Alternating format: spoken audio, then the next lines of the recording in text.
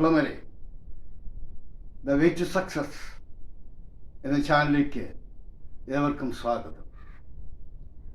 Second ടൈമിലെ ചില ചോദ്യങ്ങൾ ഞാൻ ഇവിടുന്ന് പരിചയപ്പെടുത്തുക. ഒരു ചാപ്റ്ററിലെ വൈദ്യുതിയുടെ കാന്തിക ഫലം എന്ന് പറഞ്ഞുകൊണ്ട് പഠിക്കുന്ന ഒരു ചാപ്റ്റർ ഉണ്ടല്ലോ, അതിൽ ആദ്യമായിട്ട് കാണുന്നവർ സബ്സ്ക്രൈബ് ചെയ്യണം. അതൊക്കെ അറിയാം, എല്ലാ ചാനലിലും പറയുന്നതാണ്.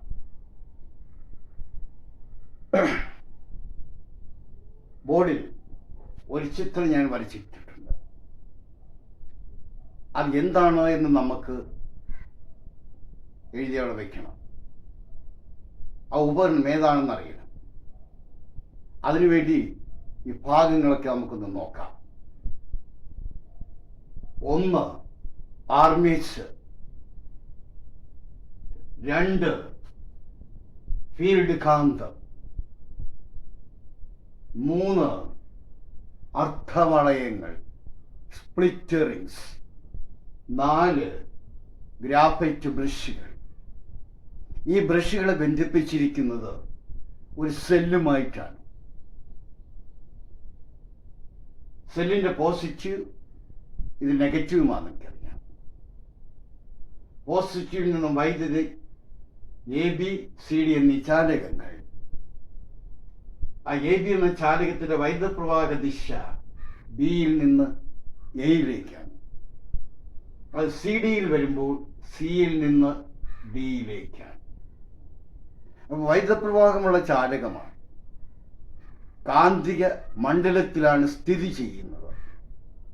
അതിന്മേൽ ബലം അനുഭവപ്പെടണമെന്ന് നമ്മൾ പഠിച്ചിട്ടുണ്ട്. മോട്ടോർ നിയമം പഠിച്ചിട്ടുണ്ട്.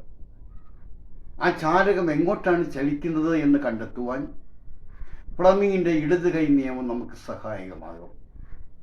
ഇതാണ് എങ്ങനെ. ചൂണ്ടുവിരൽ കാന്തിക മണ്ഡലത്തിന്റെ ദിശ നോർത്തിൽ നിന്നും സൗത്തിലേക്ക്. സൗകര്യപ്രദമായി CD എന്ന ചാലകത്തിലാണ് ഞാൻ വിരൽ വെച്ചിരിക്കുന്നത്, രണ്ടാം വിരൽ. അപ്പോൾ തള്ളവിരൽ എങ്ങോട്ടിരിക്കും? ഈ പ്രതലത്തിന് ലംബം. ഈ ബോർഡ് ഡെസ്കിന്റെ പുറത്ത് വെച്ചാൽ തള്ളവിരൽ മുകളിലേക്കിരിക്കും എന്ന് പറയുമ്പോൾ CD എന്ന ചാലകം മുകളിലേക്ക് തിരിയും, AB താഴേക്കും തിരിയും എന്ന് പറഞ്ഞാൽ ദാണ്ടെ അപ്രദക്ഷിണ ദിശയിലാണ് ഈ ആർമേച്ചർ കറങ്ങുന്നത്.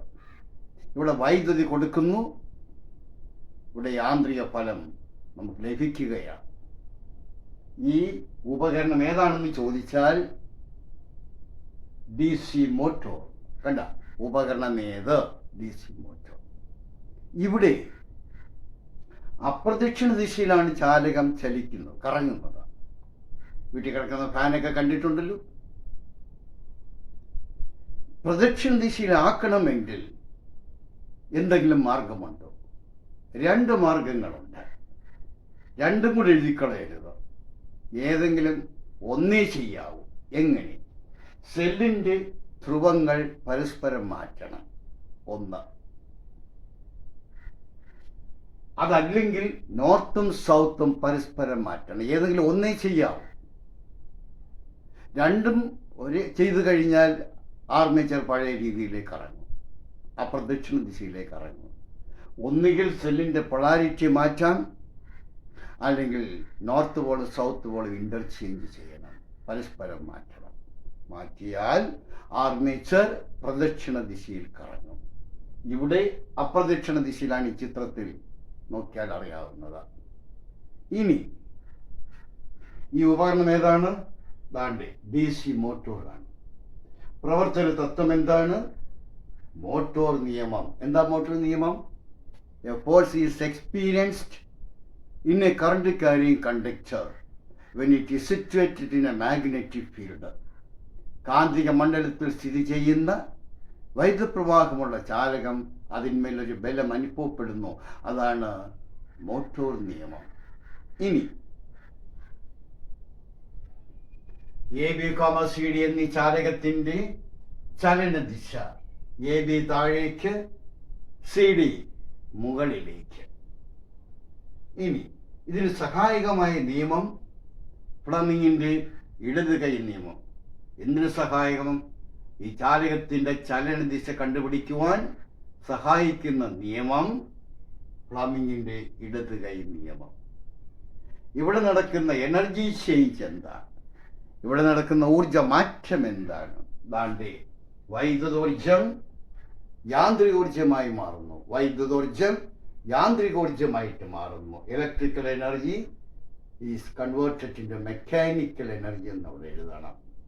ഇനി മാക്സ്വെല്ലിന്റെ വലത് കൈ നിയമം നമ്മൾ പഠിച്ചിട്ടുണ്ടല്ലോ. നിവർന്ന തള്ളവിരൽ വൈദ്യുതപ്രവാഹ ദിശയ്ക്കനുസരിച്ച് ചാലകത്തെ വലത് കൈ കൊണ്ട് ചുറ്റിപ്പിടിച്ചാൽ ചാലകത്തെ ചുറ്റിയിരിക്കുന്ന വിരലുകൾ കാന്തിക മണ്ഡലത്തിന്റെ ദിശ സൂചിപ്പിക്കും. Imagine we are holding the current carrying conductor with our right hand such that the thumb shows the direction of current. The other fingers which encircled the conductor, right the conductor, shows the direction of magnetic field. കാന്തിക മണ്ഡലത്തിന്റെ ദിശ നിർണയിക്കുവാൻ സഹായിക്കും. പ്ലമിങ്ങിന്റെ വലത് കൈ നിയമമുണ്ട്. അത് അടുത്ത മറ്റൊരു ചാപ്റ്ററിൽ നമ്മൾ പഠിക്കും. ഈ മൂന്നെണ്ണവും ഒരിക്കൽ പബ്ലിക് എക്സാമിനേഷൻ മാച്ച് ദ ഫോളോയിങ്ങിൽ തന്നതാണ്. ഈ മൂന്ന് നിയമം മാക്സ്വെല്ലിൻ്റെ റൈറ്റ് ഹാൻഡ് റൂള്, പ്ലമിങ്ങിൻ്റെ left hand rule, Fleming's right hand rule, ഇത് മൂന്നും ഒരിക്കൽ പബ്ലിക് എക്സാമിനേഷന് മാച്ച് ദ ഫോളോയിങ്ങിലായിട്ട് ചോദിച്ചതാണ്. ടെസ്റ്റ് വായിക്കണം, വീഡിയോ കാണണം. കഴിഞ്ഞ ആദ്യത്തെ ഒന്ന് രണ്ട് വീഡിയോകൾ എൻ്റെ ചാനലിൽ ആദ്യത്തെ 1-2 വീഡിയോകൾ ഇതുമായിട്ട് ബന്ധപ്പെട്ട കഴിഞ്ഞ വർഷം നമ്മൾ പഠിച്ച ചാപ്റ്ററാണിതും. ഇപ്പോഴും വലിയ വ്യത്യാസങ്ങളൊന്നുമില്ല, ചെറിയ ചെറിയ മാറ്റങ്ങളാണ് വന്നിട്ടുള്ളത്. ചോദ്യ രീതിയിൽ ചില മാറ്റങ്ങൾ വന്നിട്ടുണ്ട്, അത്രയേ ഉള്ളൂ. അതുകൊണ്ട് ആ വീഡിയോയിൽ കാണണം, കമ്പയർ ചെയ്ത് പഠിക്കണം, താരതമ്യം ചെയ്ത് പഠിക്കണം, ടെക്സ്റ്റുമായിട്ട് താരതമ്യം ചെയ്യണം. ഞാനും എൻ്റെ ചാനലും നിങ്ങളോടൊപ്പം ഉണ്ടായിരിക്കും. All the best. Okay, see you in the next.